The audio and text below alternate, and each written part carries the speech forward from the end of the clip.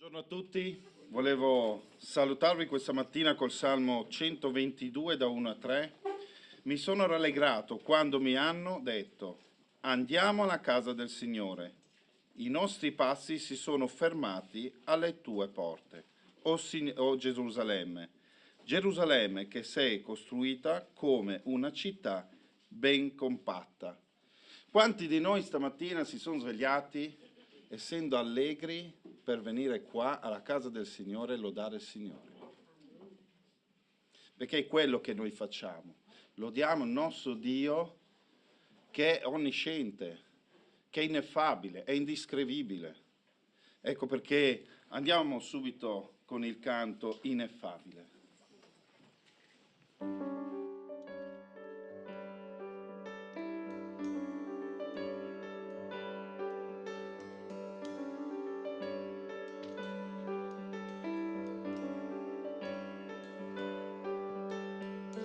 Dalle altezze del cielo agli abissi del mare, il Creator rivela la sua maestà. E tra i profumi e colori di ogni stagione, ogni cosa creata che musica fa, tutto esclama: ineffabile, ammirabile, poni le stelle nel cielo e un nome gli dai, meraviglioso sei Dio, potente, eterno, con riverenza, umiltà proclamiamo chi sei, meraviglioso sei Dio.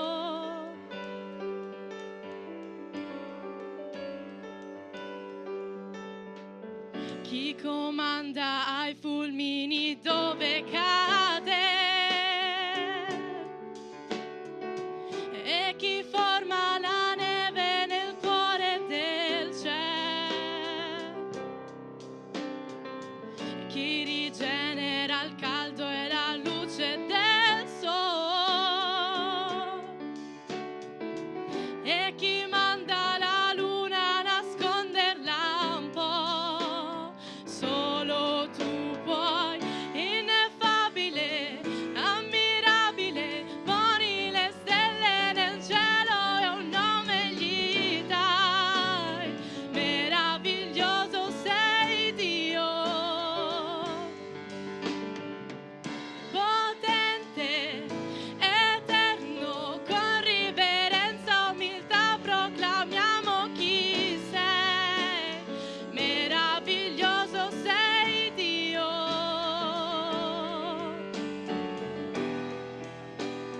meraviglioso sei Dio.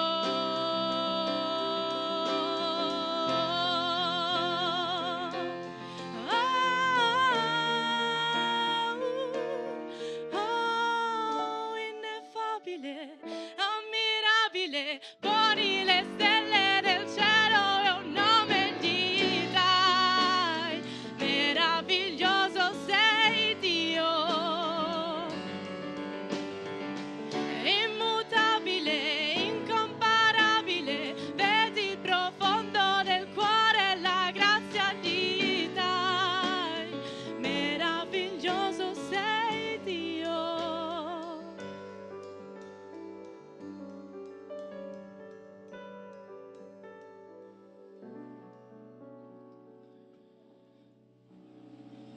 Grazie Signore perché tu sei ineffabile, Signore, sei indescrivibile. Grazie Signore perché tu sei immodificabile, Signore. Tu sei sempre presente, Signore, dai tempi, Signore, prima che esistesse il tutto, Signore. Grazie Signore perché tu sei qui con noi, Signore, sei qua alla presenza, in presenza, Signore, per darci forza, ricaricarci, Signore. Grazie, Signore, perché noi possiamo lodarti insieme quest'oggi qui, insieme, lo facciamo in casa, da soli, perché tu ci hai fatti come il Tempio, ma quando si è insieme, Signore, è tutto più bello, Signore. Grazie, Signore, lode a te. Amen. Vogliamo andare avanti con Genesi 2, da 1 e 3. Così furono compiuti i cieli, la terra e tutto l'esercito loro. Il settimo giorno Dio compì l'opera che aveva fatto e si riposò il settimo giorno da tutta l'opera che aveva fatto. Dio benedisse il settimo giorno e lo santificò, perché in esso Dio si riposò da tutta l'opera che aveva creato e fatta. Questo è un versetto che mi è sempre rimasto un po' strano, se vogliamo dirlo così. Signore si riposò.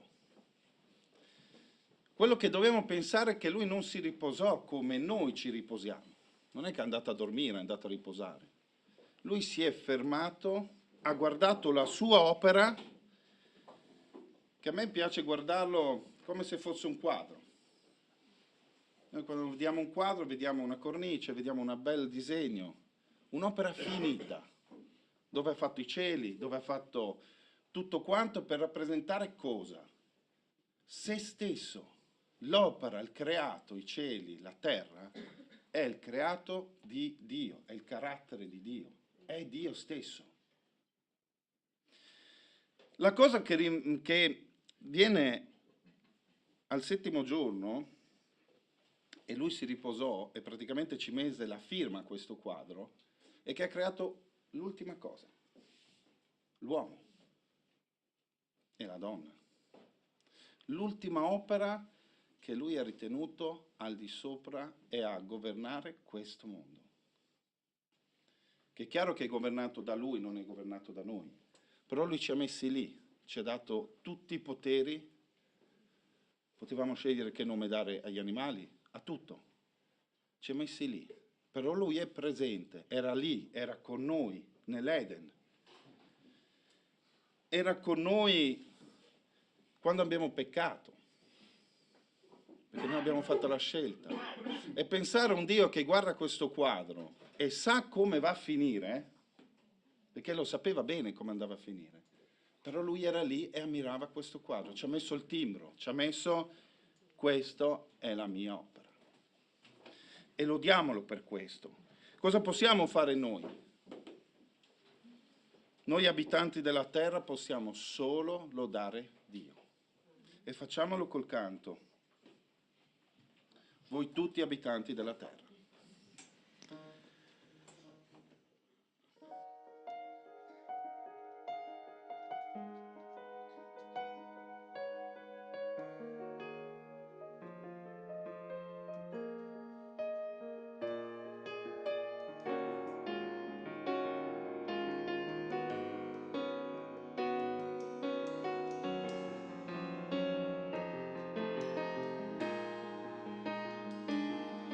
Voi tutti gli abitanti della terra, giubilate nel Signore, giubilate nel Signore. Voi che amate il Signore, odiate il male, camminate nel bene e nella verità. E nella verità Dio vi amerà.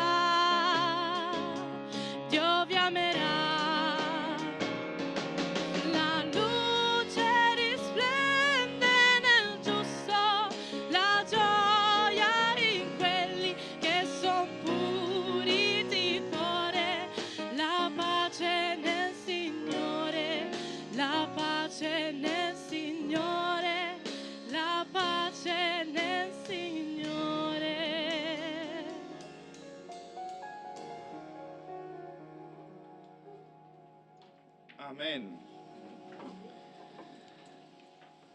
Vogliamo leggere il Salmo 84 da 1 a 7. Chiedo al fratello Salvatore.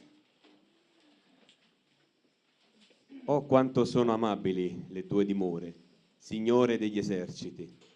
L'anima mia langue e vien meno, sospirando i cortili del Signore. Il mio cuore e la mia carne mandano grida di gioia al Dio vivente. Anche il passero trova una casa e la rondine un nido dove posare i suoi piccini, presso i tuoi altari. O Signore degli eserciti, Re mio, Dio mio. Beati quelli che abitano nella tua casa e ti lodano sempre. Beati quelli che trovano in te la loro forza, che hanno a cuore le vie del santuario. Quando attraversano la valle di Baca, essi la trasformano in luogo di fonti e la pioggia d'autunno la ricopre di benedizioni. Lungo il cammino aumenta la loro forza e compaiono infine davanti a Dio in Sion. Amen. Amen. Questo è un salmo che in realtà è un canto che portava il popolo di Israele quando facevano un pellegrinaggio di andare alla casa del Signore, che in quel tempo era Sion, che era il tempio che aveva creato Salomone, grazie al Signore. E qui possiamo notare nei primi versetti quanto lui non sta nella pelle, quanto lui ha questo desiderio di arrivarci il prima possibile.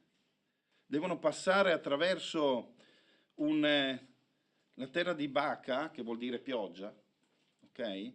Dove probabilmente in quel momento pioveva. Però quella pioggia era vista come delle benedizioni da parte del Signore, che il Signore stava benedicendo queste persone che arrivavano a casa sua. Li accoglieva prima ancora di arrivarci. Prima abbiamo visto nel 122 erano fermi davanti alla casa e lì già lodavano il Signore. Qui vediamo che erano in cammino verso la casa. E già lì prendevano delle benedizioni, già lì erano allegri, erano contenti. Perfino nel versetto 3 dice anche che erano quasi invidiosi di quegli uccellini che erano lì, che potevano fare il loro nido vicino al Tempio del Signore, poter apprezzare ogni giorno la sua magnificenza, la sua bontà, il suo amore, la sua santità. Perché sicuramente il Tempio era, e lo abbiamo visto, una cosa splendida, stupenda, ma al di fuori dei mattoni, al di fuori di quella bellezza che Salomone ha creato, grazie al Signore, c'era una spiritualità infinita, perché lì c'era Dio.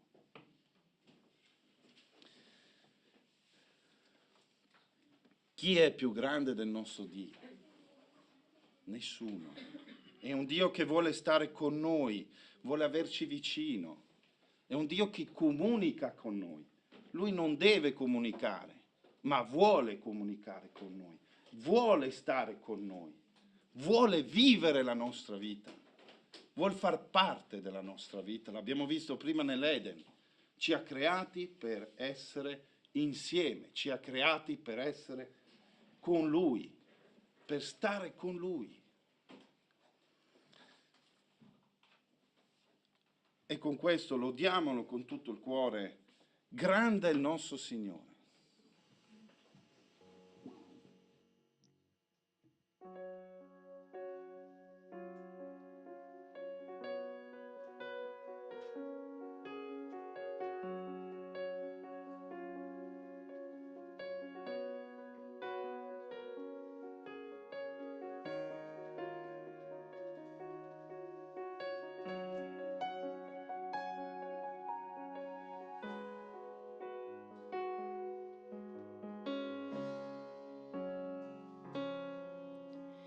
Grande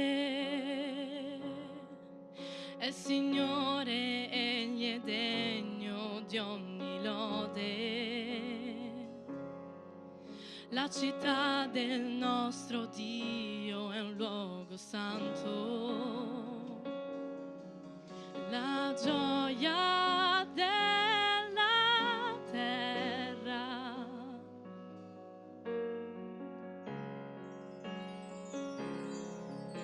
È grande,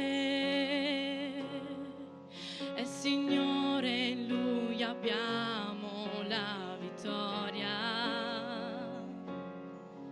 Da Lui prendiamo forza per la vita. Noi ci prostriamo a Lui.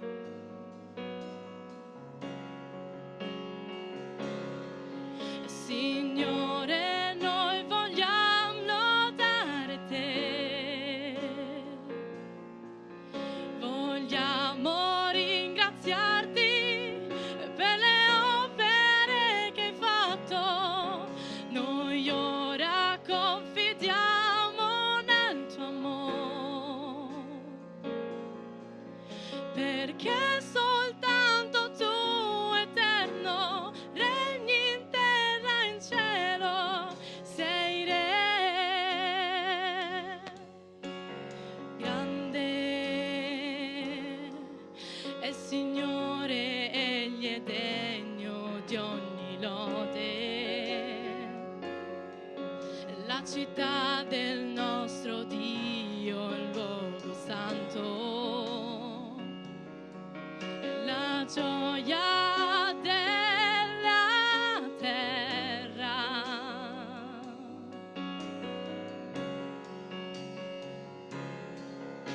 È grande,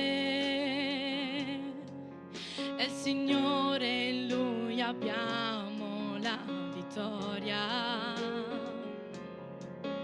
Da Lui prendiamo forza per la vita. Noi ci prostriamo a Lui.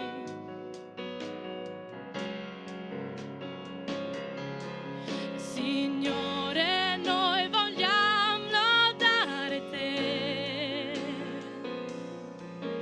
Vogliamo ringraziarti per le opere che hai fatto. Noi ora confidiamo nel tuo amore, perché soltanto tu, eterno, regni in terra e in cielo, sei Re. Signore, noi vogliamo lodare Te e vogliamo ringraziarti per le opere che hai fatto. Noi ora confidiamo nel tuo amore, perché soltanto tu, eterno, regni in terra e in cielo, sei Re.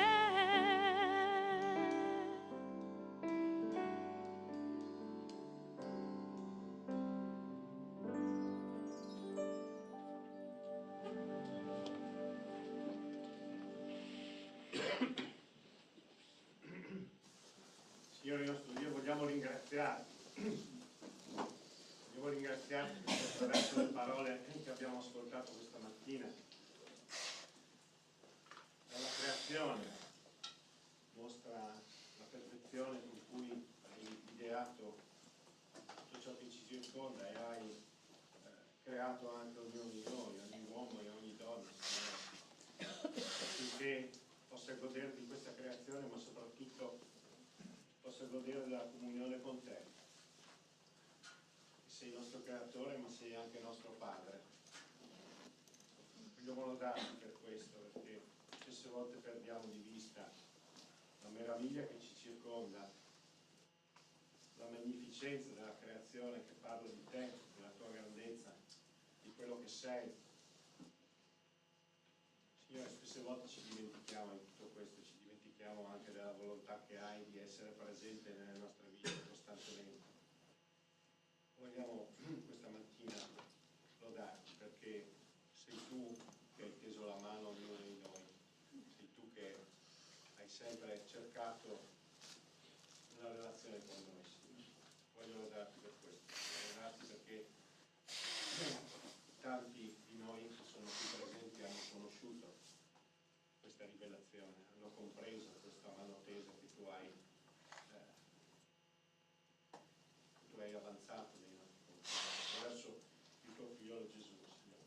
Vogliamo lodarti per questo e ti ringraziamo, ti lodiamo proprio nel nome di Gesù. Amen.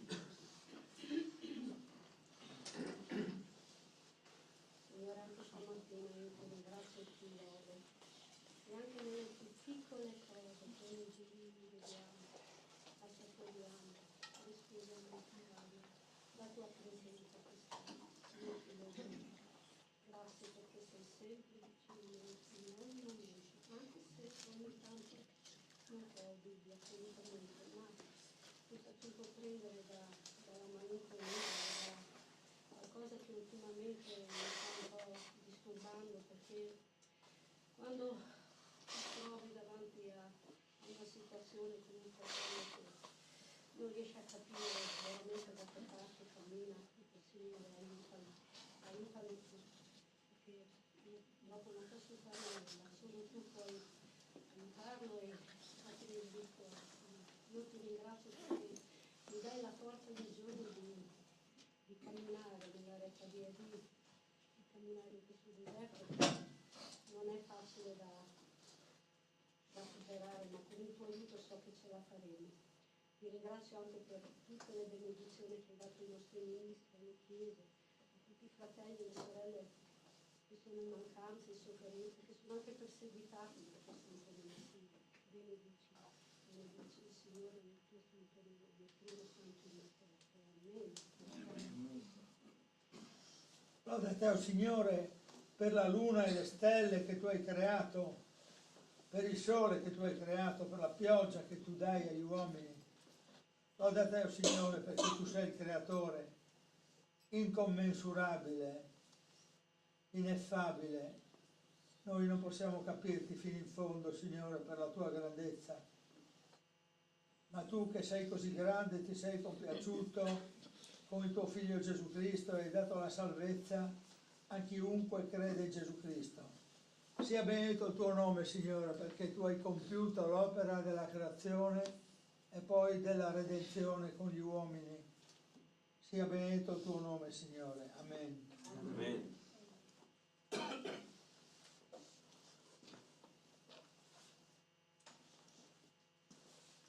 Signore, ci rallegriamo in te, ci rallegriamo nella tua presenza in mezzo a noi, perché siamo nella tua casa, siamo nel tuo tempio, Signore. Grazie perché possiamo venire a te così come siamo, possiamo benedirti, lodarti, adorarti, perché tu sei il nostro Dio, sei il Dio vivente e vero, sei l'Altissimo, colui che ha creato ogni cosa. Signore, grazie per la tua grazia, per il tuo amore infinito che ci hai donato in Cristo Gesù. Nel suo nome ti vogliamo benedire questa mattina e adorare. Amen. Amen.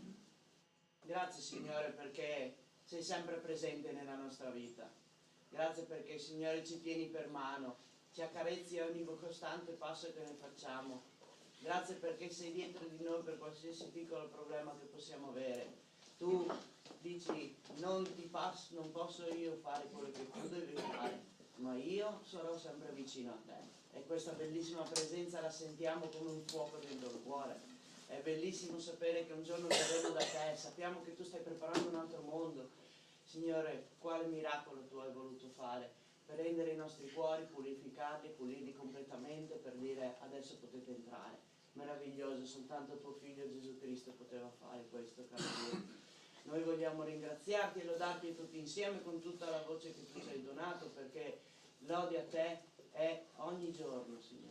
Quindi Padre Santo, voglia tu continuare a benedire le nostre famiglie, voglia tu continuare a proteggerci con il tuo scudo. Signore, noi ti ringraziamo per qualsiasi cosa che fai, visto che il tuo essere è essere buono, essere bene, e ogni cosa che farai volge al bene. Noi questo lo sappiamo, abbiamo certezza, perché tu l'hai promesso e noi siamo sicuri che queste verranno sempre mantenute. Non esiste una promessa che tu non abbia mai mantenuto, non abbia mantenuto. Meraviglioso sapere di avere l'unico vero Dio nella terra che ti protegge. Wow. Grazie Padre di questo, noi ti lodiamo con tutta la squarcia e gloria nel nome santo del Figlio di Gesù Cristo. Amen. Amen.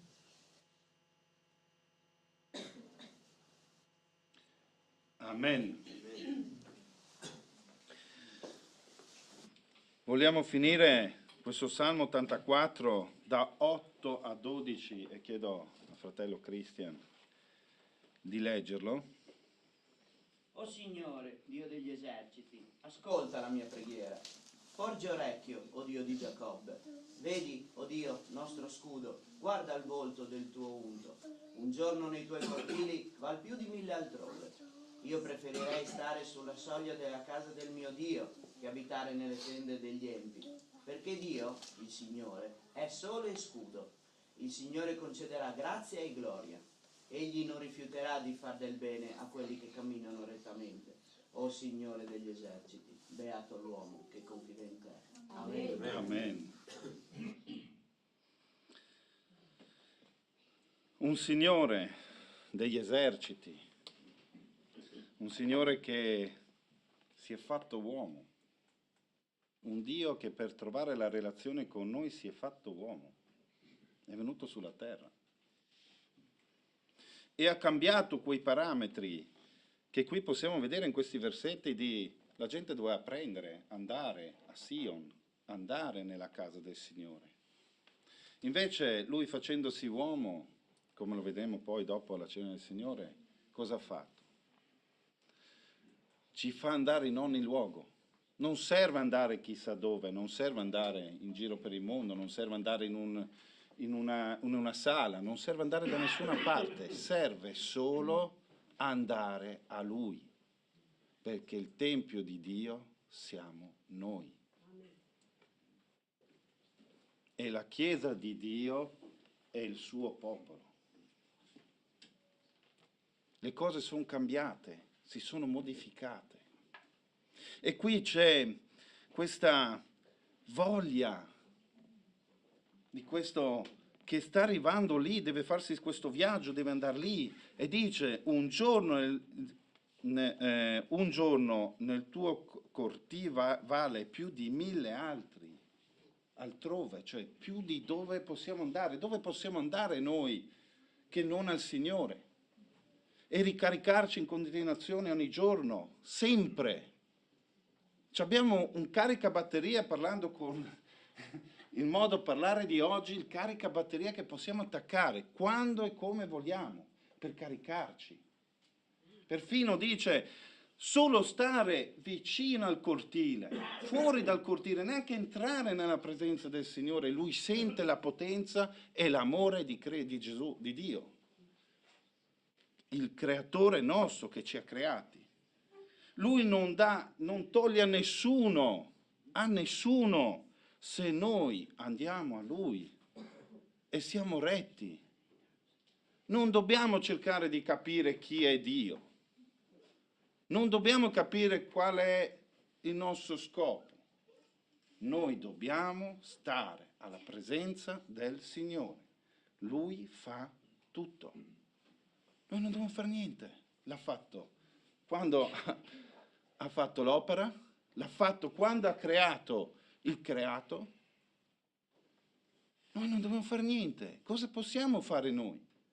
Come possiamo noi prendere una pianta e capire come cresce, come esce, come fa uscire dal cemento armato una piantina che non è nulla?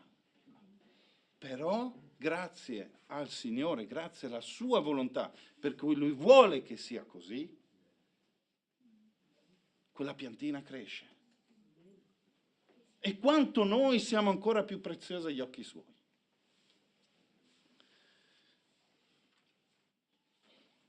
In questo Salmo c'è anche un'altra cosa, c'è come un ringraziamento a una persona, l'unto, che ha potuto fare quella cosa maestosa, che non l'ha fatta lui, ma usa questo unto, che era il re, era Salomone, per dire grazie Signore che tu hai usato un tuo servo per creare la tua opera.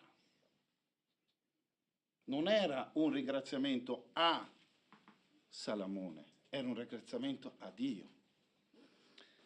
E voglio invitarvi dopo questo canto, tu hai dato a me. Voglio invitarvi a riflettere. Cos'è che il Signore ha fatto nella vita? Cosa ha fatto in questa settimana? Noi qui sentiamo che noi abbiamo un Signore che è sole, che vuol dire luce. È uno scudo, è una protezione. Quando noi usciamo, quando noi andiamo fuori, quando siamo in macchina, quando semplicemente ci svegliamo la mattina. Lui ci protegge, ci fa vedere la luce, però per fare questo noi dobbiamo stare alla sua presenza. Ho letto recentemente una cosa molto bella, dove in questo libro diceva: il Signore è sempre in comunicazione con noi, come una chiamata che non funziona bene, no? Cioè, non senti tutto quello che dice perché non c'è un collegamento perfetto. Però questo non vuol dire che Lui non c'è. E non vuol dire che Lui sta comunicando con noi. Vuol semplicemente dire che noi siamo distanti da Lui.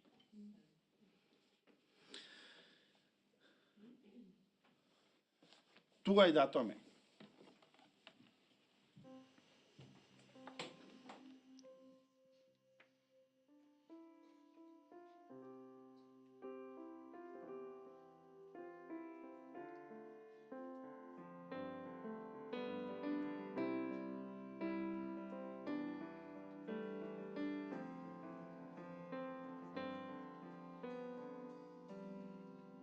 Tu hai dato a me la tua pace,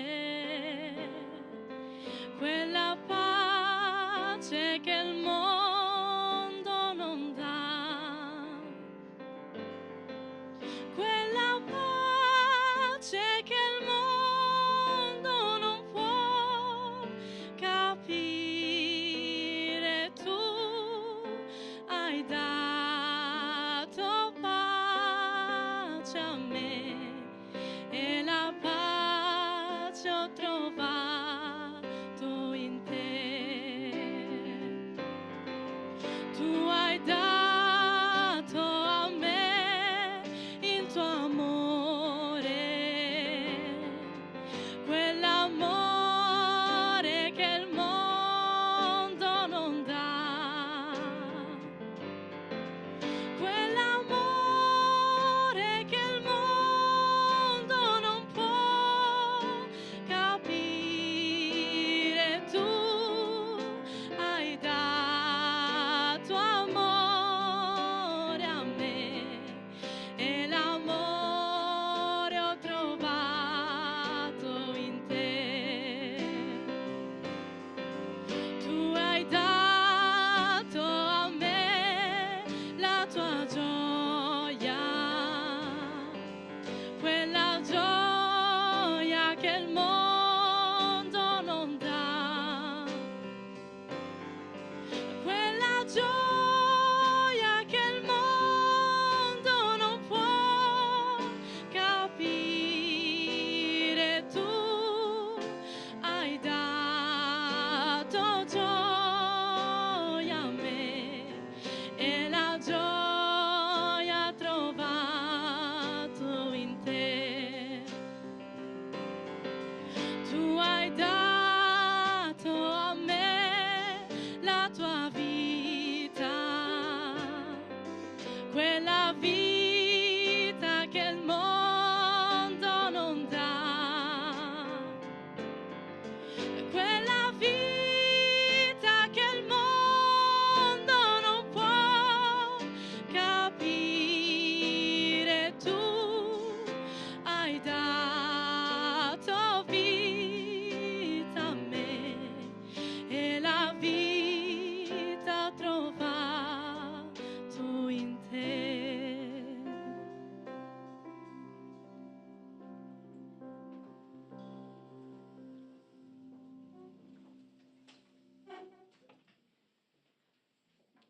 Cosa ha fatto il Signore per voi e cosa vi ha dato?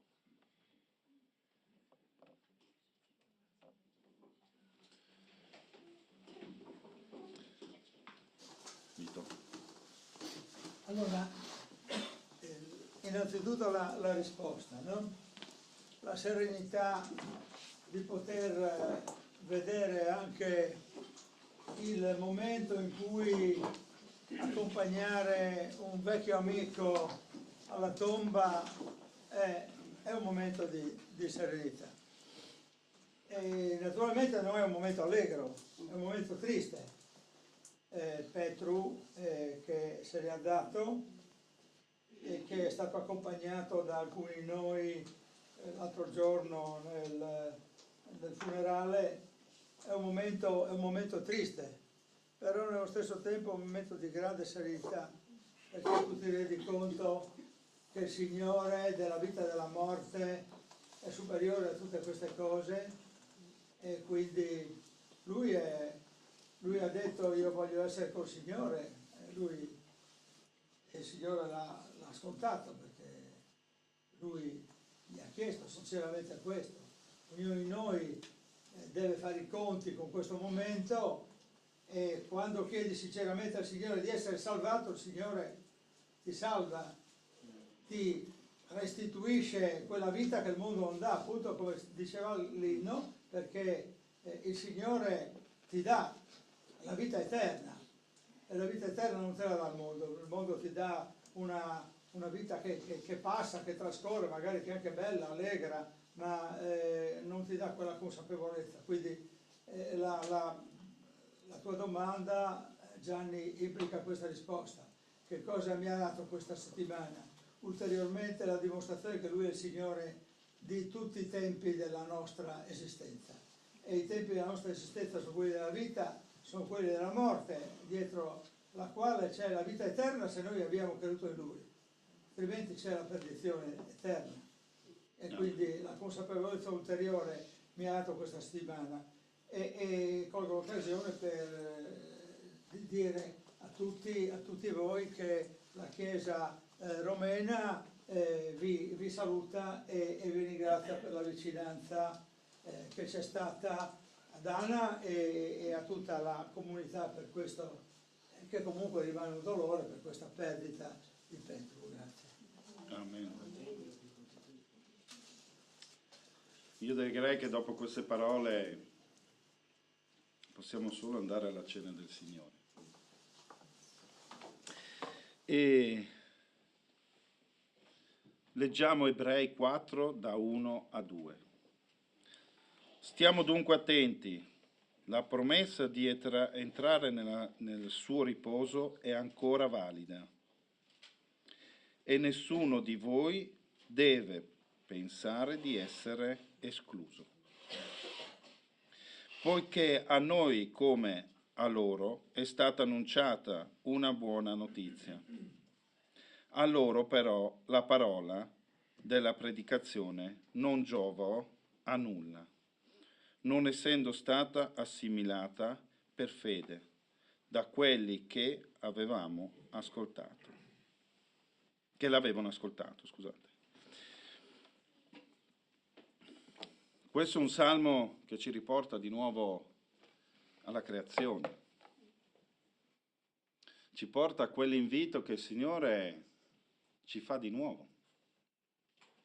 Ci invita a tornare sempre a Lui. E anche noi che abbiamo fatto questa scelta, ci invita a ricordare. Il pane e il vino è un ricordo per quello che Lui ha fatto. Parlavamo della morte, Lui ha vinto la morte. Parliamo del peccato, Lui ha vinto il peccato. Nel versetto 2 dice: se tu non ascolti questo e non ci credi per fede, non ci devi arrivare per opere, per forze tue, ma per fede. Prima parlavamo, Dio si è fatto uomo per farsi conoscere da noi. E dopo che si è fatto conoscere da noi, è andato sulla croce. Per fare cosa? Salvarci. Per darci quella libertà, quella possibilità di andare a Lui senza non avere quel collegamento telefonico. Sta a noi, non è, scusate l'espressione, la TIM o la Vodafone, non voglio fare pubblicità o chi sia, che ti dà il collegamento. È Lui. E se noi lo cerchiamo, lo dobbiamo, andiamo sulla Bibbia, Lui ci parla, ci fa vedere quello che Lui è. Qui dice una cosa molto molto forte, l'invito è sempre aperto. Lui non ha mai chiuso l'invito a noi di arrivare a Lui. E voglio leggervi anche Ebrei 4, 7. Dio stabilì di nuovo un giorno, oggi, dicendo per mezzo di Davide, dopo tanto tempo, come si è detto prima. Oggi, se udite la sua voce, non indurite i vostri cuori. È oggi quel giorno, non è domani. Domani potremo anche non essere più qua. Domani può arrivare il Signore. Oggi è il giorno. Non ce n'è un altro. È oggi. Ravvediamoci. Facciamo una scelta. Un Dio che non è inerte, l'ha dimostrato con l'opera. Un Dio che vuole il nostro amore, vuole la nostra salvezza, l'ha dimostrato sulla croce. È sceso e ha vinto la morte. È risorto.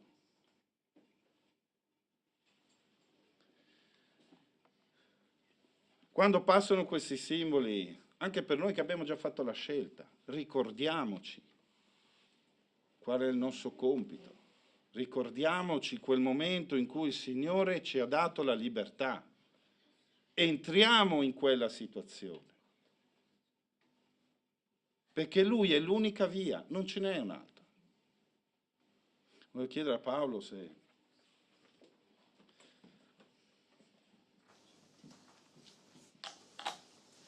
aiuta con la distribuzione.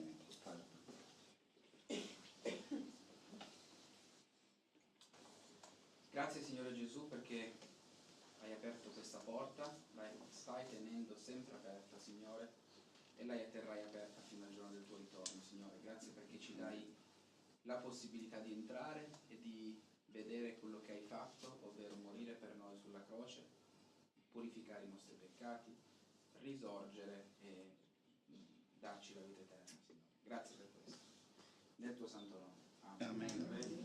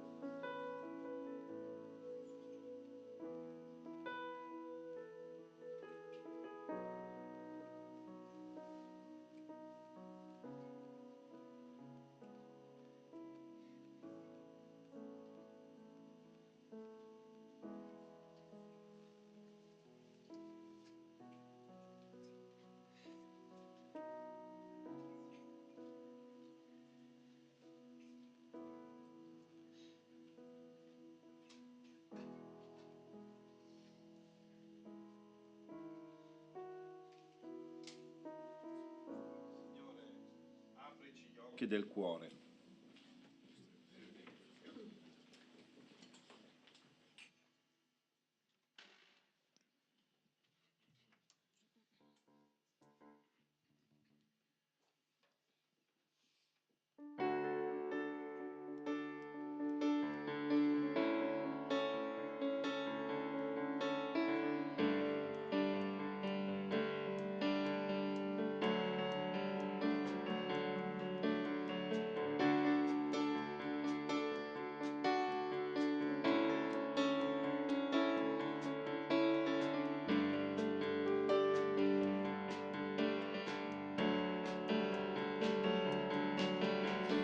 Aprimi gli occhi del cuore, aprimi gli occhi, Signore, voglio vederti, voglio vederti.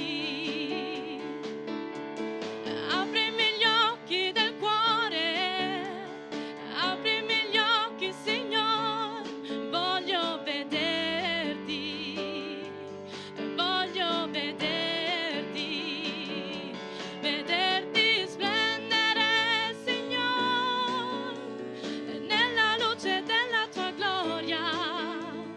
Versa il tuo amore su noi mentre cantiamo Santo, Santo. Aprimi gli occhi del cuore, aprimi gli occhi, Signore, voglio vederti, voglio vederti. Aprimi gli occhi del cuore, aprimi gli occhi, Signore, voglio vederti, voglio vederti. Vederti splendere, Signore, nella luce della tua gloria. Versa il tuo amore su noi mentre cantiamo Santo, Santo. Santo, Santo, Santo. Santo, Santo, Santo. Santo, Santo, Santo, voglio vederti. Santo, Santo, Santo. Santo, Santo, Santo. Santo, Santo, Santo, voglio vederti. Vederti splendere, Signore, nella luce della tua gloria. Versa il tuo amore su noi mentre cantiamo Santo, Santo. Vederti splendere, Signore, nella luce della tua gloria. Versa il tuo amore su noi mentre cantiamo Santo, Santo. Santo, Santo, Santo. Santo, Santo, Santo. Santo, Santo, Santo, voglio vederti. Amen. Teniamo gli occhi del cuore aperti e ringraziamo il Signore che ci porta sempre uno strumento che ci insegna la sua parola. La parola Gaetano.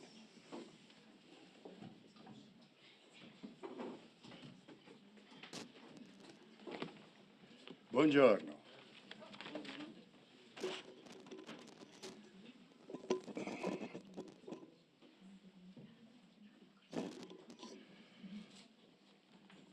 Oh, buongiorno, Oh, non so se mi spiego, Cioè, se non è buongiorno per noi, ragazzi, siamo veramente impallinati.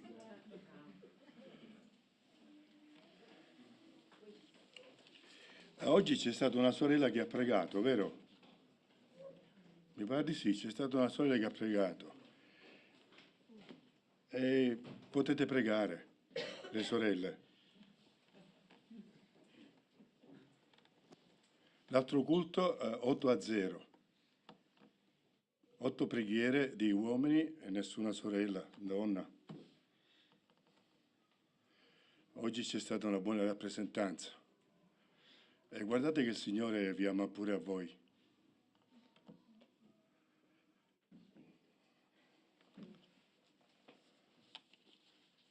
Anche voi avete il diritto di lodare, onorare, glorificare il vostro Dio. Mi permetto di fare una piccola precisazione perché quando le cose sono dette pubbliche bisogna dirlo. La valle di Baca non è la valle dell'acqua, ma se si legge anche il contesto del Salmo viene fuori, è la valle delle lacrime, la valle del dolore. Quindi mi permetto, Giovanni, è sempre per dirlo perché tante volte le cose rimangono poi, si sente una volta diverso. Capisco l'emozione di chi è qua dietro, a me mi batte il cuore, quindi non... dovete diffidare sempre di chi prende l'abitudine di essere dietro un pulpito, è come se sta guidando una bicicletta senza mani. Cioè, cambiate chiesa se c'è uno così. Dovete stare sempre dove c'è qualcuno che quando vi parla del Signore e della sua parola lo fa con timore e tremore, sempre.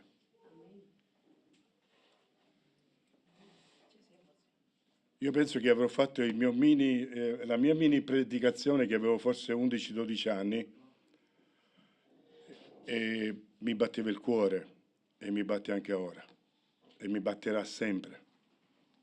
Perché noi stiamo parlando di notizie qualsiasi, stiamo parlando della vita, stiamo parlando della parola di Dio e ci stiamo mettendo insieme, comunicandoci gli uni agli altri la parola del Signore, che per noi è normativa. E quindi se trattiamo male la parola del Signore, trattiamo male noi stessi e tutti quanti. Sono però contento per tutto quello che ha detto Giovanni, perché ha messo già una traccia su quello che volevo meditare io. Quindi sono contento che il Signore in qualche modo modella il cammino. E io volevo parlarvi del Salmo 142, ma prima di dire questo vi voglio dire una parola sui Salmi, perché come ha detto giustamente Giovanni, sono dei canti. Ah, Gianni. Lui è Giovanni. Ustido. Perché voi siete abituati a chiamare lui. Mi correggo per tutte le volte che, pure quelli che sono a casa, per tutte le volte che l'ho chiamato Giovanni, che gli rivolta un po'. È Gianni, stiamo parlando di Gianni. Quindi, no, sul serio, capisco che... Quindi quello che ha detto Gianni sono dei canti, e i canti sono creati dalla nostra vita, dalla nostra anima, per usare una parola più romantica, per esprimere i nostri sentimenti. C'è stato un periodo, non so adesso come sono combinati perché non è che seguo tanto, ma c'era un periodo in cui sembrava che i sentimenti erano vietati agli evangelici. Cioè non potevano avere sentimenti. Gli unici sentimenti che potevano avere era piangere il giorno della conversione. Dopodiché, duri, forti, e i canti, ci sono anche salmi in altre parti della Bibbia, sono invece l'espressione del profondo della nostra vita, la vibrazione del nostro essere, l'incontro con noi stessi, l'incontro con quello che vivi, l'incontro con quello che senti, l'incontro con quello che stai elaborando e l'incontro che ti porta a Dio, perché Dio è chi ti può capire. Abbiamo letto della creazione. Dio ci ha creati così, e negarci una parte di noi significa soffocare dentro di noi, significa farci del male. Fatta questa premessa, andiamo al Salmo 142 e così leghiamo le cinture di sicurezza e procediamo.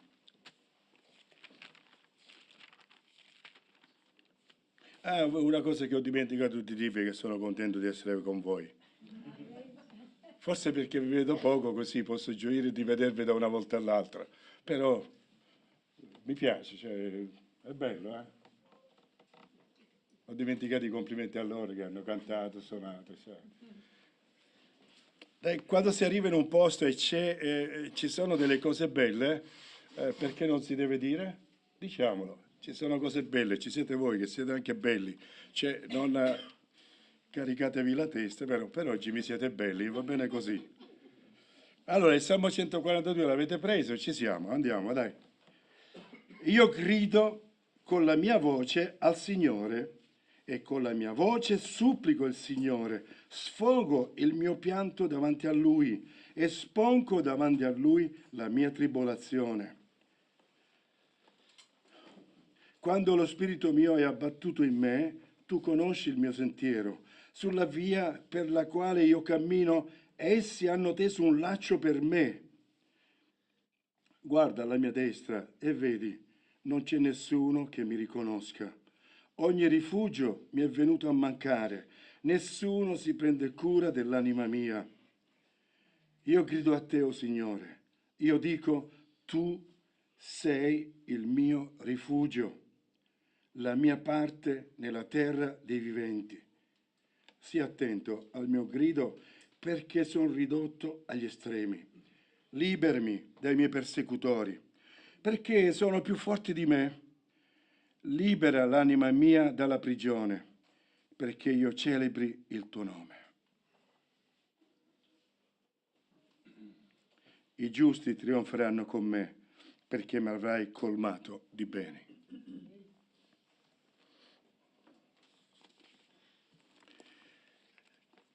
Vorrei cominciare questa riflessione con 2 versi di Proverbi 10 e 18, scusate, versetto 10 e anche 18, versetto 14. Non ci sono lì nel PowerPoint, quindi tranquilli. Se avete la Bibbia potete andarli a prendere.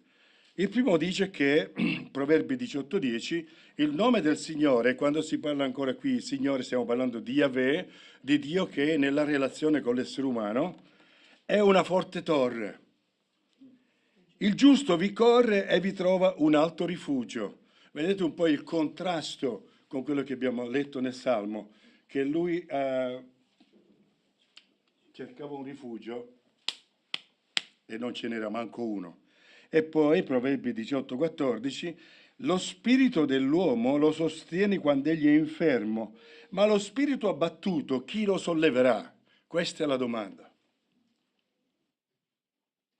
Dentro di noi abbiamo gli strumenti per tenere in piedi, ma quando questi strumenti stessi vanno in crisi, quando questi stessi strumenti non sono più sufficienti, quando questi strumenti stessi sono indeboliti, come faccio? Perché gli strumenti che Dio ci ha dato sono un autoaiuto. Abbiamo bisogno di creare in noi dei sistemi di autoincoraggiamento, perché tante volte si è soli. E se non si è soli come persone, come compagnie, si è soli perché in quel problema, in quella situazione ci sei tu, solo tu. E parlo di tutti, bambini, ragazzi, giovani, adolescenti, in quella relazione ci sei solo tu. In quella classe ci sei solo tu, parlo ai ragazzi. In quella classe di università ci sei solo tu. In quel posto di lavoro ci sei solo tu. Possiamo dire, beh, sono relazioni lavorative, sono le relazioni studentesche, sì, ma ognuno di noi siamo diversi. Siamo in chiesa, ma siamo anche diversi.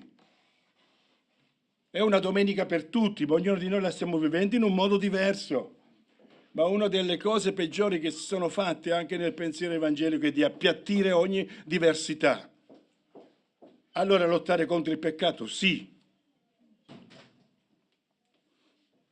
Combattere contro l'ingiustizia, sì, ma appiattire tutto, appiattire la diversità, appiattire il fatto di essere noi stessi diversi. Questo è un'ingiustizia, perché maschio e femmina li fece e li benedisse. Prima pagina della Bibbia, benedizione sulla diversità. Abbiamo bisogno di accoglierci nella nostra diversità, abbiamo bisogno di accoglierci nella nostra unicità e abbiamo bisogno di accoglierci anche nei nostri momenti di solitudine, quando pur avendo tante persone intorno, sei solo tu che vivi quello ed esclusivamente tu. Cioè, secondo voi perché noi siamo il Tempio dello Spirito Santo? Noi personalmente abbiamo una relazione con lo Spirito Santo.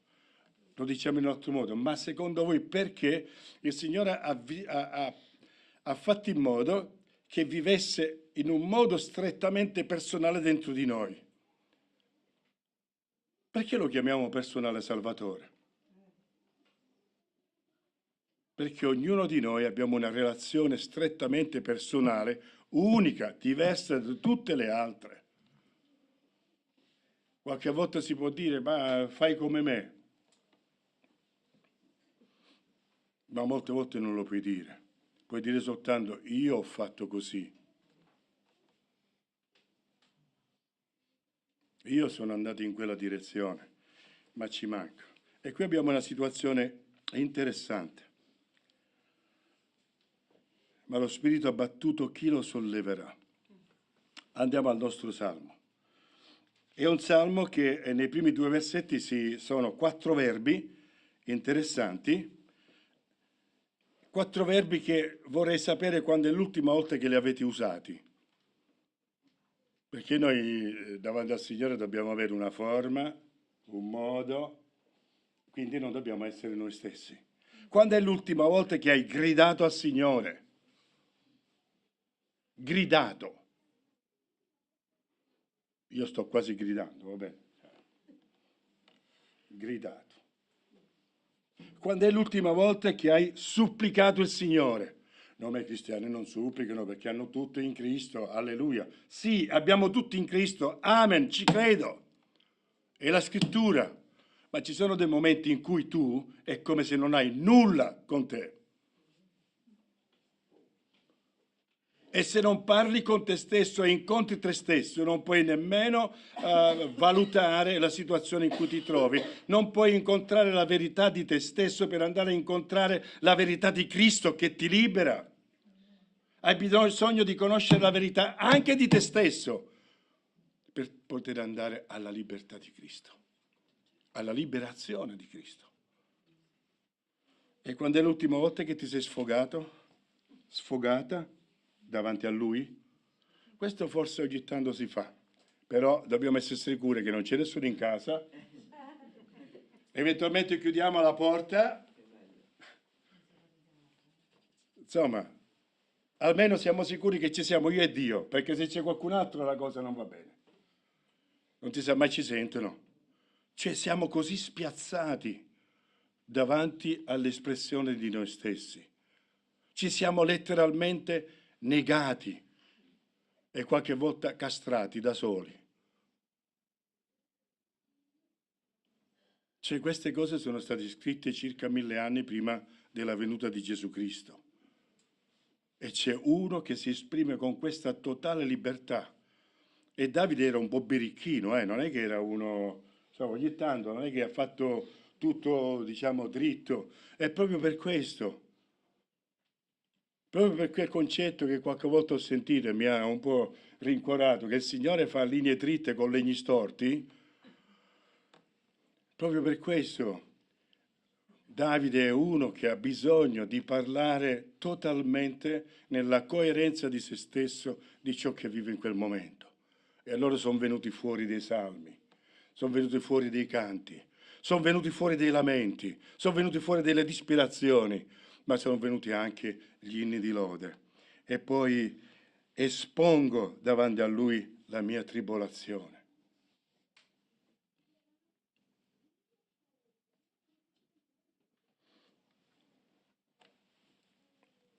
Che è successo a Davide?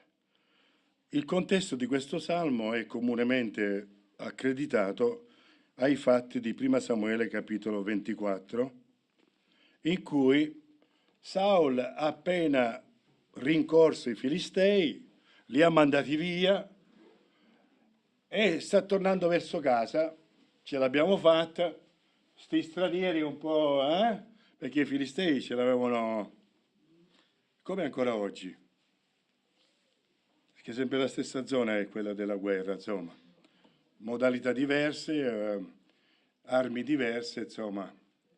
L'odio è sempre quello. Saulo sta tornando verso casa, bene, abbiamo sistemato i Filistei e c'è sempre qualcuno che non si fa i fatti propri e va a dirgli, senti, abbiamo scoperto dov'è Davide. E visto che tu hai il piacere di andarlo a ammazzare, siamo in una guerra civile, eh? Visto che tu ci tieni ad andarlo a ammazzare, ti diciamo pure dov'è. E Davide si nasconde in questa grotta di Enghedi, che dovrebbe essere enorme, grande, e a un certo punto cosa succede? Da una parte c'è Saul che piglia 3.000 valorosi, quindi cioè, a questo se lo chiappiamo lo facciamo veramente a polpette. C'è la determinazione di ammazzare. Non ci vado da solo, mi vado a discutere la cosa. Lui deve morire, punto. E 3.000 valorosi su 3.000 valorosi contro un gruppo che erano non più di 600 quando erano tutti, ma nella grotta questa di Enghedi c'erano all'incirca 400 persone. No, quello è più tardi. Comunque c'era un gruppo di persone, Davide non era da solo, non vogliamo esagerare, perché quello dei 400 più 200 è nel racconto di Prima Samuele 26, mi correggo, vedi che c'ho pure io bisogno di correggermi, Gianni, siamo a posto, ok. Quindi, cioè, Davide non è solo. A un certo punto vede entrare il re. E cosa c'è a seguito del re, di solito? Chi? Le guardie. C'è un esercito. E quando Davide vede entrare Saul, cosa può dire? Si salvi chi può, perlomeno siamo morti. Perché loro sono un gruppo, stanno cercando di salvarsi, in modo particolare cercano di proteggere Davide, ma arriva Re Saul, uno determinato ad ammazzare Davide.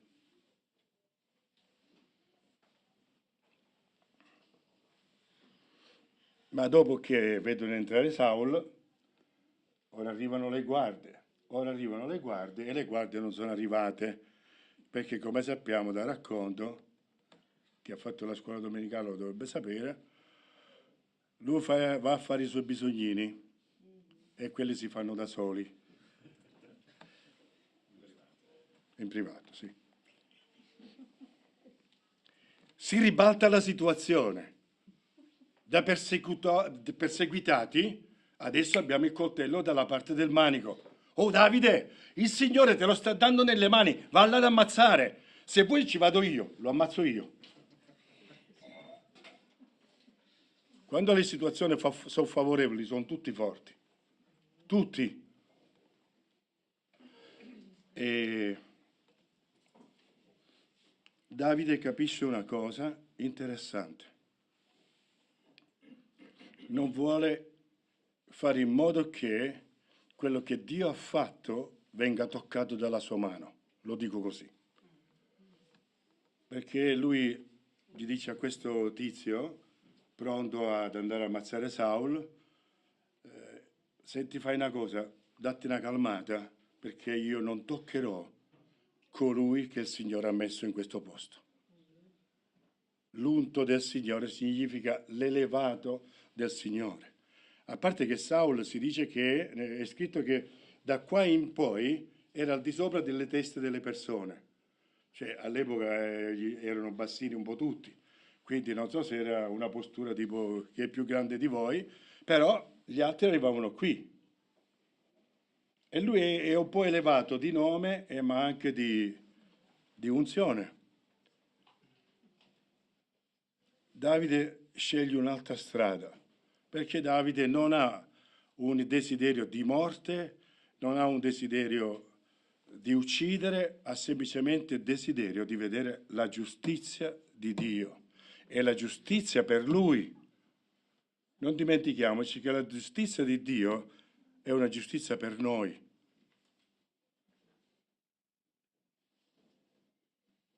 Perché è una giustizia di Dio che è per gli altri e non è per noi, non vale niente. Davide crede nella giustizia di Dio e sa che Dio è giusto perché anche può fare e può proteggere la sua vita, perché Davide desidera giustizia e vuole vivere nella giustizia di Dio. Per questo si ferma e fa fermare gli altri per dire: non facciamo qualcosa che va a trasgredire, a ribaltare, a creare una trasgressione riguardo a quello che Dio ha fatto. E allora piglia il famoso pezzo di mantello, Saul finisce quello che deve fare e se ne va. E quando è a debita distanza, allora glielo dice: oh, lo conosci questo pezzo? Io sto sintetizzando. E quello lo capisce. Ti potevo ammazzare. E qui usa il Signore. Il Signore ti ha messo nelle mie mani, ma non l'ho fatto perché io non sono te, perché io non sono assetato di morte, perché io ti rispetto. Io non sono un criminale, non sono un micidiale e ti ho sempre mostrato che ti ho voluto bene e ti voglio bene. Certo, forse si è dovuto andare a ricomprare il mantello Saul, perché l'ha dovuto buttare quel mantello, se no lo prendevano in giro, no? Saul col pezzettino che gli manca, lo prendevano in giro in altri modi. 1000 Saul, 10.000 Davide, e Saul questo non lo sopportava. Era una piccola noticina di colore.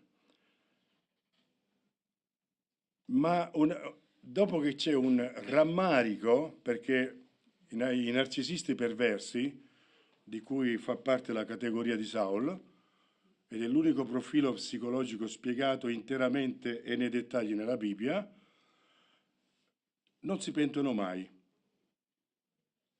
Nemmeno il Signore li considera come persone che hanno desiderio di salvarli.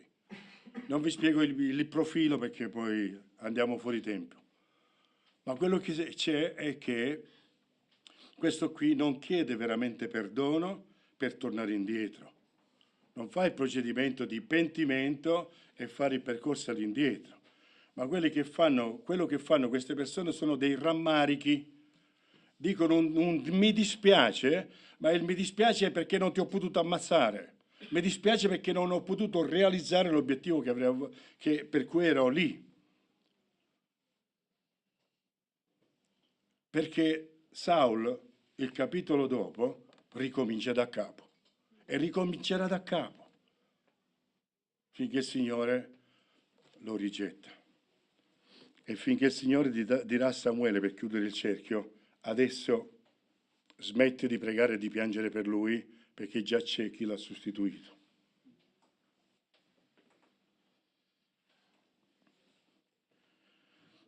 Questo è il contesto.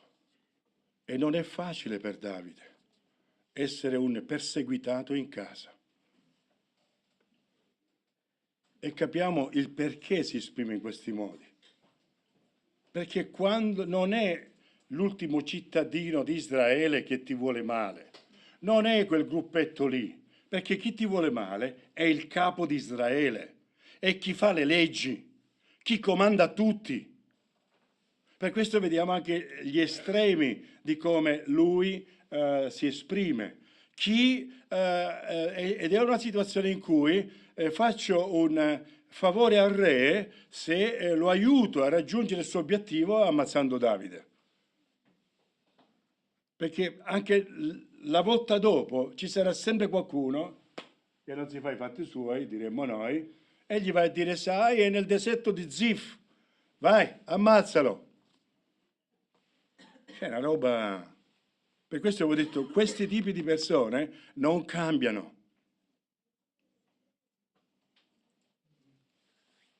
Andiamo al nostro testo. Dopo questa descrizione, ci approcciamo qui per capire come si trova Davide, per capire anche e accogliere come a volte ci troviamo noi in certi momenti di difficoltà e ci possiamo identificare nella parola, perché c'è qualcuno che come noi ha vissuto gli stessi verbi. Poi la situazione, ho detto, è strettamente personale per ognuno di noi. Perché lui si sente il diritto di gridare con la voce a Yahweh e con la mia voce dice le suppliche, perché non è stato solo una volta, non è stato un incidente, è una continuità. È qualcosa che non si ferma. E poi sfoga il pianto davanti a lui. Ci sono delle cose incomprensibili, ci sono delle cose che sono degli assurdi e gli assurdi ci sconvolgono. Come può essere? Mi ha detto figlio mio, ho capito che mi vuoi bene, sei più giusto di me l'ha appena detto. E adesso? Adesso riparte di nuovo? Adesso è di nuovo qua che mi vuole ammazzare? Non vi siete mai trovati in queste situazioni? Sembra che una cosa è regolata, è sistemata, riparte da capo. E ti puoi fare tutte le domande di questo mondo, sono tutte legittime. Difficilmente a volte si trova una risposta, a volte non c'è proprio. Sono degli assurdi davanti a te che bisogna assumere, perché abbiamo a che fare con un Dio che è l'Onnipotente, con un Dio che è onnipresente, con un Dio che ci comprende. E quindi possiamo sfogare il mio pianto davanti a Lui, dice qui, e espongo davanti a Lui la mia tribolazione. Non ci sono soltanto delle emozioni che parlano e descrivono dentro di noi le cose, ma c'è anche il fatto di mettere in parole le cose. La prima elaborazione dei nostri bisogni è mettere in parole i nostri bisogni. Perché finché senti, senti. E non sai cosa senti, ma quando puoi mettere le parole, finalmente definisci qual è il tuo dolore, il tuo smarrimento, il tuo bisogno, o la tua gioia, o quello che vuoi.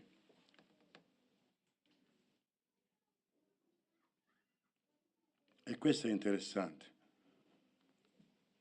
E lui si descrive: quando lo spirito mio è abbattuto in me, tu conosci il mio sentiero. E qui la fede comincia a schiarire il cielo nero. È qui che c'è qualche stella che comincia ad apparire nel cielo buio, che ti orienta. Quando lo spirito mio è abbattuto, c'è proprio il mio ruach, è proprio come si può dire, l'alito della vita, l'essenza della vita, il desiderio della vita è abbattuto. Signore, so che tu stai vedendo il mio cammino. Signore, so che tu vedi come io mi sto trascinando. Signore, tu vedi come io sto cercando di arrancare, di andare avanti. Avete paura di pensare queste cose? Come se il Signore poi non ve le legge. Ma abbiamo bisogno di dirle per prendere coscienza di noi stessi e sapere dove siamo e sapere anche cosa chiedere. Perché avere fame di dolci è diverso di avere fame di pasta. Ecco.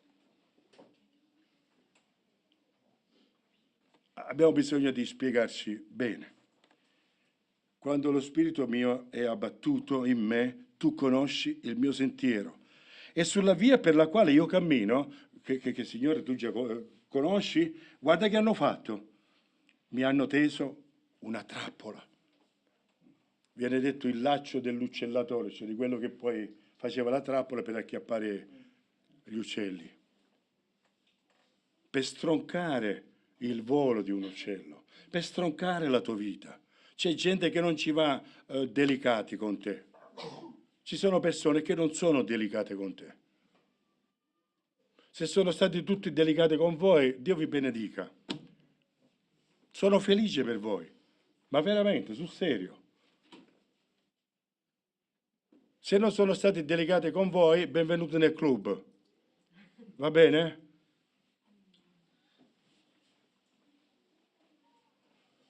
E se no, non avremmo bisogno di questo Dio meraviglioso, grande, che ci ascolta, l'abbiamo cantato, che è lì, che è presente quando è il buio totale. Guarda alla mia destra e vedi, non c'è nessuno che mi riconosca. La destra è sempre il simbolo del potere, dell'autorità, di chi sta in un posto di responsabilità per approvare, accogliere, difendere, e lui questo non ce l'ha più. Alla sua destra non c'è nessuno che lo può prendere per sollevarlo, non c'è nessuno che può approvarlo, non c'è nessuno che lo conforta con parole determinate, con parole di franchezza, con parole care, con parole vere.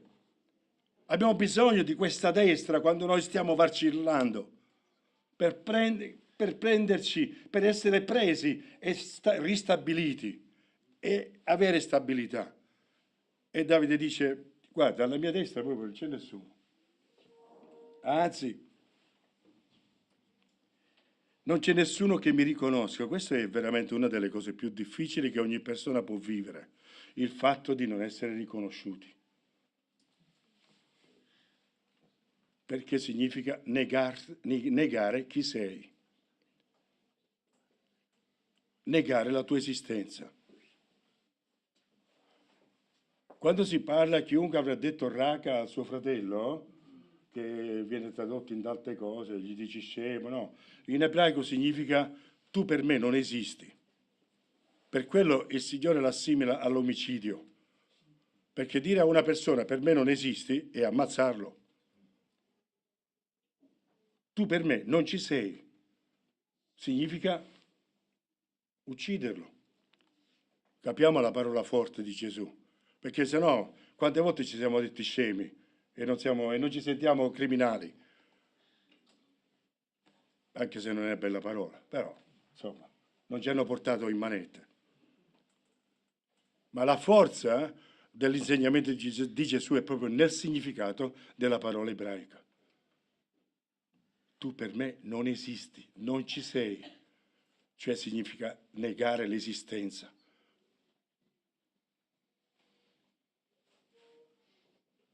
E non c'è cosa più dura, più sofferente, come si può dire, che crea sofferenza quando non c'è lo sguardo degli altri su di noi. E la benedizione di Numeri che una volta ho meditato con voi è il volto di Dio verso di noi. È questo sguardo di Dio che ci approva, questo sguardo di Dio che è lì e che ci riconosce. E Davide si trova in un momento in cui non c'è questo riconoscimento da parte di chi avrebbe dovuto darlo. E la cosa più che mi ha sempre sconvolto in questo salmo è: ogni rifugio mi è venuto a mancare.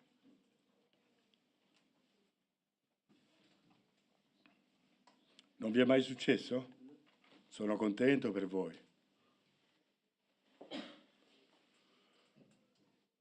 E spero che non vi succeda mai di trovarvi in una situazione in cui non hai un rifugio. Come si dice in italiano corrente, non hai dove sbattere la testa. Perché già trovare un palo dove sbattere la testa significa che il palo ti dice: esisti, ci sei, buon dolore, perché il dolore fermerà i colpi di testa. Buon dolore, esisti, ci sei. Non trovare quello significa che non esisto. Non c'è nessuno. Ogni rifugio mi è venuto a mancare e non c'è nessuno che cura l'anima mia. E capiamo in questi due stichi di ogni verso quell'equilibrio dell'espressione.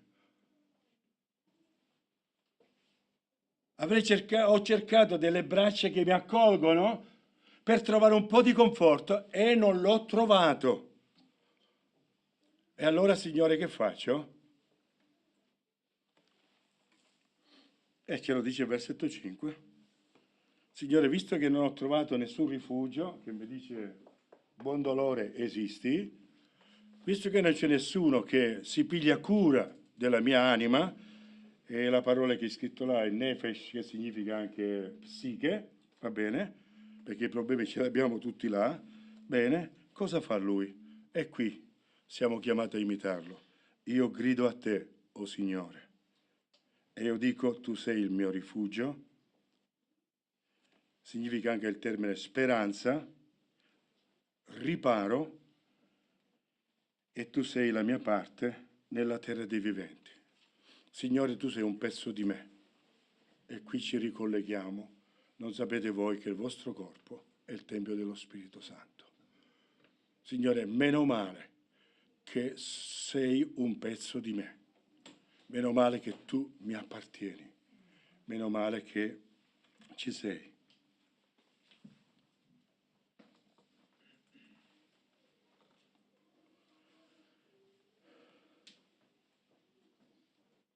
Allora, lui sa che il Signore non è sordo e come ha fatto all'inizio, ce l'ha già raccontato, l'ha messo proprio in evidenza, allora lui può parlare con Dio e prosegue, dopo il primo versetto e il secondo versetto, a chiedere al Signore: sii attento al mio grido, perché sono ridotto agli estremi. Un'altra versione dice: sono ridotto in misero stato. Capite quando dico il fatto di riconoscere se stessi? Se tu non sai a quanti metri sei dal fondo della piscina, non sai quando devi scendere ancora per darti la spinta e per andare in alto. Tu rischi di morire perché non hai percezione di dove ti trovi. Ma se sai che sei a mezzo metro dal fondo, ti lasci ancora scendere e sai che da quello ti darai la spinta per ripartire. Perché c'è troppa acqua su di te. Abbiamo bisogno di allenarci alla percezione di noi stessi.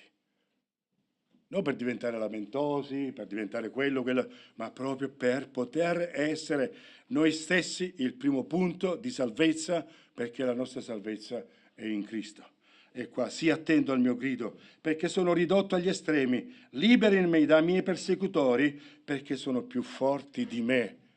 Questa è onestà disarmante del salmista. Nessuno di noi lo osa dire. Abbiamo il Signore. Come posso dire che Lui è più forte di me? Io nel nome del Signore... Sì, tu nel nome del Signore ti vai a spiaccicare sul muro.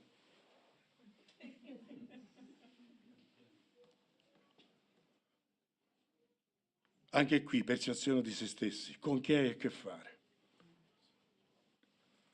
Giobbe 28:28, facile da ricordare, dice così: poiché il timore dell'Eterno è il principio della salvezza, il principio della sapienza, e fuggire il male, cioè alzare i tacchi, questo è, aspetta, lo dobbiamo trovare, questo è salvezza, sì, salvezza, sì. Grazie, sono felice di avere una chiesa che mi suggerisce. Guarda. Ah, ecco. Allora, leggiamolo che qua è scritto. Grazie. Allora, e disse all'uomo: ecco temere il Signore, questa è saggezza, fuggire il male è intelligenza. Abbiamo bisogno di mettere in moto l'intelligenza. Perché se è qualcosa che tu puoi vincere, se è qualcosa che tu puoi comunque gestire, vai, gestisci. Ma se è una cosa più grande di te, lo devi capire, perché altrimenti ti schiaccerà. Come una muschitta, come si dice in italiano? Come quello là. Come un moscerino, grazie. Ecco, questo mi piace fare la predicazione interattiva. Questo è il punto. E il Signore non ci ha mandati per essere delle persone che si suicidano da soli. Il Signore ci ha dato la vita come patrimonio da gestire. Gli è stato detto a San Paolo: tranquillo, si sfascerà tutto, ma la tua vita sarà il tuo bottino. Noi abbiamo un patrimonio che ci appartiene, perché il primo che ce l'ha dato è Dio e nessuno ce la può prendere. Ma dobbiamo essere intelligenti. Che l'ha tolto il versetto? Vai. Dobbiamo essere intelligenti, dobbiamo fuggire il male, dobbiamo capire cosa c'è intorno a noi. E Davide lo capisce, perché da solo, con un gruppo di persone che non sono, quando erano tutti erano 600, ma c'è uno, non solo è più alto di lui, parecchio fisicamente, ma è anche il re, comanda l'esercito. E quando fa un fischio tutto Israele gli ubbidirà. E lui è solo. E ha bisogno di prendere coscienza, perché i miei persecutori sono più forti di me. Signore, qua se non fai qualcosa tu, è finita. E in seconda Corinzi è detto pure così. Noi avevamo già dato il nostro verdetto, non abbiamo scampo, ma Signore sei intervenuto. Questa è la coscienza e la percezione di sé che abbiamo bisogno. Non ce l'abbiamo i primi anni di vita, nemmeno i primi anni di vita spirituale. Non ce l'abbiamo nella nostra adolescenza spirituale, ma siamo chiamati a essere uomini e donne mature in Cristo. E abbiamo bisogno di questo, perché anche questo discernimento aiuterà gli altri a imparare discernimento. Questo è il senso della preghiera di Filippesi capitolo 1, dove dice: e io prego che il vostro amore possa crescere in conoscenza e in discernimento. Abbiamo bisogno di questo. E Giacomo ci incoraggia: ragazzi, vi manca un po' di sapienza? Chiedetela a Dio, che Lui quando regala, regala bene. E Lui continua ancora: libera l'anima mia dalla prigione. Sono termini forti. Signore, mi hanno preso la vita. Signore, sono in una situazione che mi ha espropriato della mia vita. Non funziono più come dovrei funzionare. Ragà, quando siete in preda delle birre e non potete più funzionare, non siete più voi i padroni della vostra vita. Va bene? Ci siamo capiti? E con questo tutto il resto. Non c'è bisogno che vi faccio la lista. Parlo con persone intelligenti, ragazzi sotto i 25 anni. Eppure per quelli di 26, va bene, dai. No, salvezza per nessuno qua. Bitcoin e altre stupidate, altre cose così, molto più eleganti. Non c'è bisogno di essere in mezzo alla strada, con le giacche si fanno certe cose. Ma quando sei in prigione, la tua vita ti è stata espropriata, non la stai vivendo più. E ancora qui il salmista si esprime davanti a Dio, che vuole mettersi in relazione con noi e che vive la relazione con noi e noi la relazione con Lui, e chiede di essere fatto uscire, liberami dai miei persecutori. Dov'è? Qua la prigione l'ho persa. Libera l'anima mia dalla prigione. E qual è l'obiettivo? Che la tua vita onori chi ti ha creato.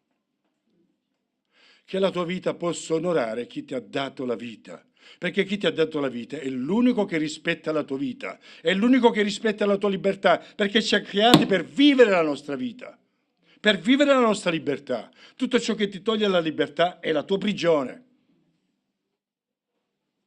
Noi grandi abbiamo le nostre prigioni e non sono quelli di Silvio Pellico, sono diverse. Noi abbiamo le nostre prigioni e dobbiamo percepire e chiedere al Signore la saggezza per essere liberati dalle nostre prigioni. L'obiettivo è semplice, ce lo siamo detti stamattina.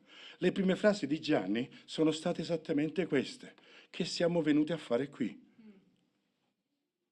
affinché io ti possa celebrare. Allora sì, il nostro culto diventa un culto vissuto, un culto più vissuto, perché l'avete vissuto, l'abbiamo vissuto, cioè, direi una bugia. L'abbiamo vissuto, ma abbiamo bisogno di essere di nuovo frescamente pronti a vivere il nostro culto. Avere il fascino, essere attratti. Mi sono rallegrato quando mi ha detto: oh raga, andiamo alla casa del Signore. Ma certe volte, come si arriva in chiesa, passa pure l'appetito, Oh raga, e noi ce ne andiamo, perché qua troppe facce mosce ci sono.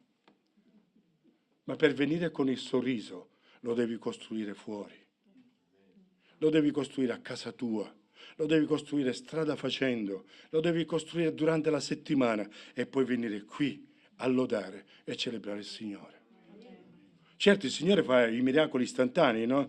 Benvenuti nel club anche qui, se vi dico che tante volte sono arrivato con un cuore pesante in chiesa e il Signore mi ha fatto grazia. Mi ha fatto grazia. Tante volte dovevo portare la parola e il mio cuore era a pezzi e il Signore l'ha fasciato e mi ha fatto grazia. Sono contento e felice di dirlo, ma non facciamo in modo che sia la regola. Lavoriamo prima per arrivare alla casa del Signore con il sorriso. Anche voi ragazzi, ma perché non avete niente da dire a Dio?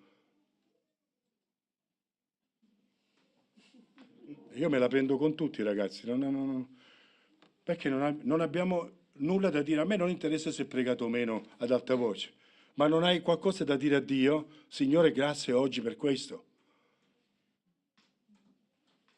La tua mente non può pensare cose buone per poter essere con un senso di gratitudine a chi ci ha dato l'ossigeno che stiamo respirando e che tu non hai fatto nulla per produrlo. Capite cosa voglio dire? E poi gli possiamo dire tutto quello che abbiamo meditato fino dall'inizio. Gridare, supplicare, sfogarsi, esporre. E poi c'è una cosa, che Davide questo non lo vuole fare da solo.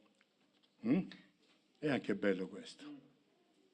Non vuole andare a celebrare il Signore da solo. Ci sono anche i momenti solo. Ci sono i momenti in cui hai bisogno di parlare da solo con il Signore, ma qui gli dice così: libera l'anima mia dalla prigione perché io celebri il tuo nome. Quindi prima di tutto io lo faccio e i giusti trionferanno con me perché mi avrai colmato di bene. Cioè quello che vuole vivere, lo vuole vivere insieme agli altri. La sua gioia, la sua felicità, la sua vittoria, la sua conquista, il suo cammino, lo vuole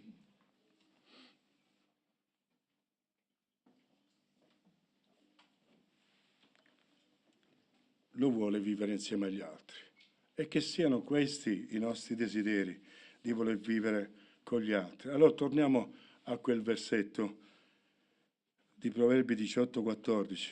Lo spirito dell'uomo lo sostiene quando egli è infermo, quando è malato, quando è nel malessere. Questo significa la parola. Però anche c'era la domanda: ma uno spirito abbattuto chi lo solleverà? Bene, c'è solo una strada: girare il nostro volto verso Dio e confessare, dire totalmente noi stessi al Signore. Lasciarci raggiungere lì dove ci siamo noi con tutto quello che abbiamo detto e lasciare fasciare i nostri cuori, coccolare le nostre anime, riprendere la nostra vita, far arrivare la luce di Cristo lì per trovare chiarezza e dire: Signore, fammi uscire da questa prigione, perché c'ho un obiettivo, quello di celebrarti.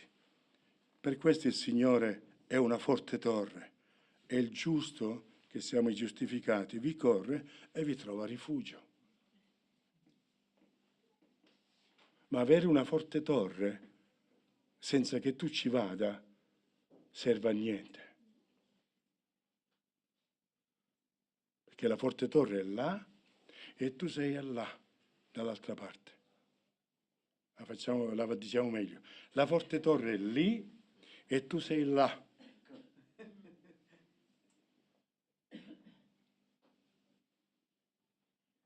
E per vivere il benessere della forte torre, caro fratello, cara sorella, caro ragazzo, cara ragazza, devi muoverti. Devi muoverti. Devi camminare. Devi andare dove c'è il posto di rifugio. Quella parola significa è anche un castello, un posto dove io posso essere riparato e confortato. Gesù non ha detto guardate che io vengo di qua e di là, no, ha detto venite a me voi che siete stanchi, aggravati, e io vi darò anapausis, un riposo che vi tira su. E lui è là. E non è manco tirchio Gesù. E non è manco chiuso per ferie. Però ha detto venite, perché se noi non andiamo, noi restiamo lì e lui è là. E quando lui è lì e tu sei là, a che ti serve Gesù?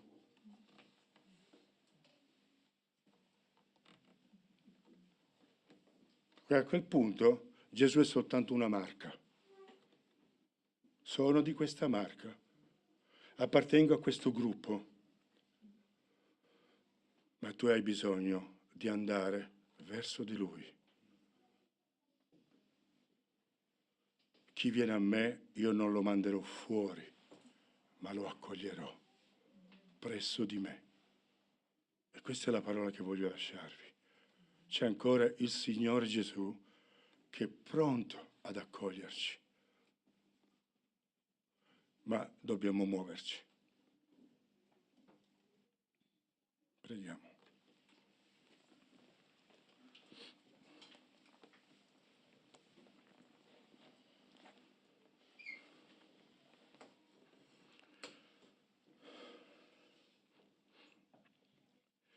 Signore, ti preghiamo che possiamo essere di quei credenti che possiamo prendere l'ultimo respiro, l'ultimo poco di energia per muoverci, per almeno girare i nostri occhi verso di te e incontrare il tuo volto di salvezza.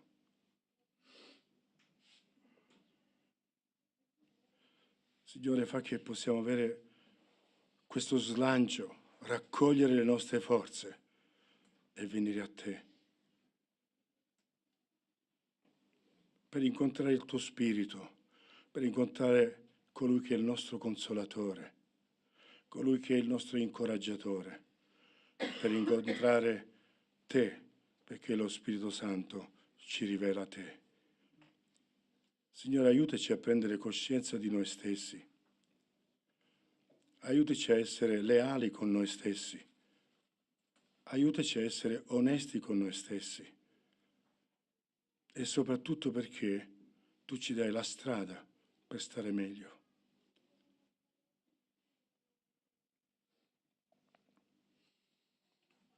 Signore, quante volte ci siamo detti che tu sei la via, sei la verità e sei la vita. E Signore, aiutaci a concretizzare e a integrare che tu sei il cammino, che tu sei la verità, che ci porta alla libertà e sei la vita in noi. Grazie Signore, perché sei presente anche oggi. E grazie Signore che hai scelto il nostro corpo per essere il tuo Tempio. Amen.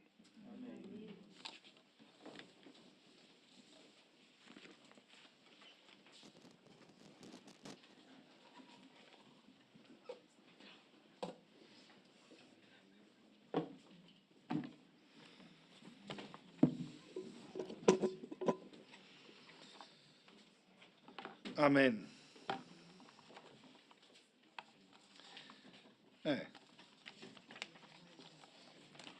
Cosa dire? Se non, se posso dare un consiglio. Stamattina qualcosa è successo prima che venissi in chiesa. E ti metteva un po' quello che parlavamo prima, no?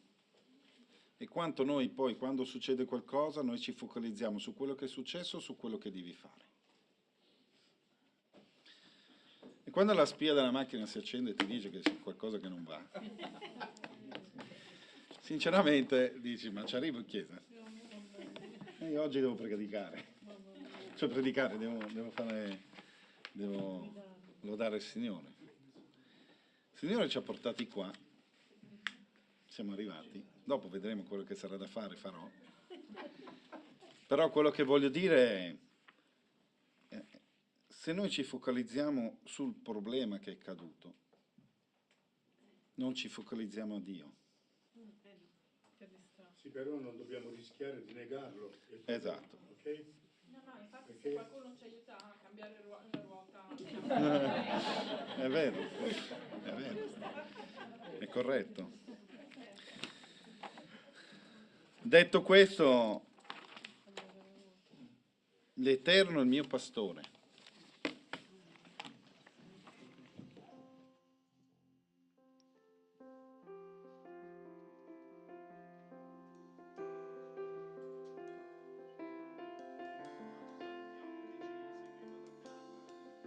E vi auguriamo una buona domenica.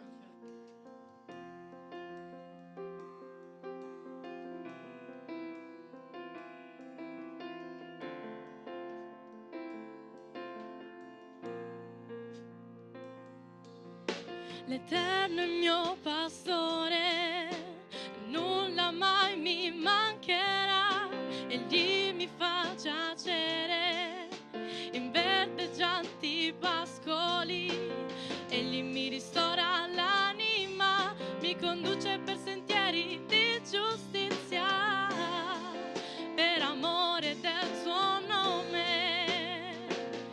Anche quando camminassi nella valle della morte, io non temerei, anche se i nemici si accampassero contro di me. Io non temerei, io non temerei.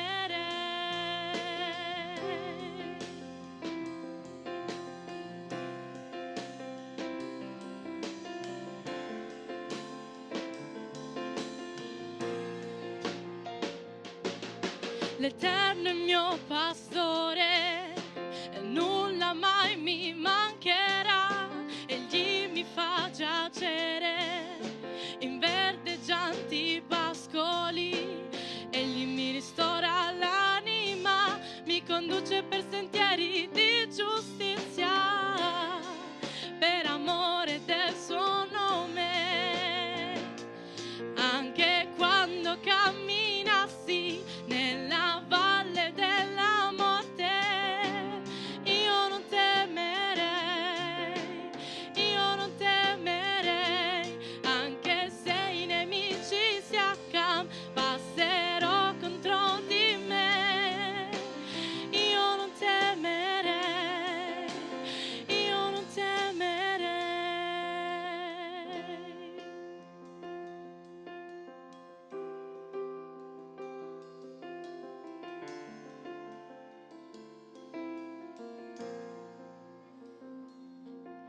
All'ombra delle ali tue, all'ombra delle ali tue, c'è la libertà, c'è la libertà. All'ombra delle ali tue, all'ombra delle ali tue, c'è la libertà, c'è la libertà. Anche quando camminassi nella valle della morte, io non temerei, anche se i nemici si accampassero contro di me. Io non temerei, io non temerei.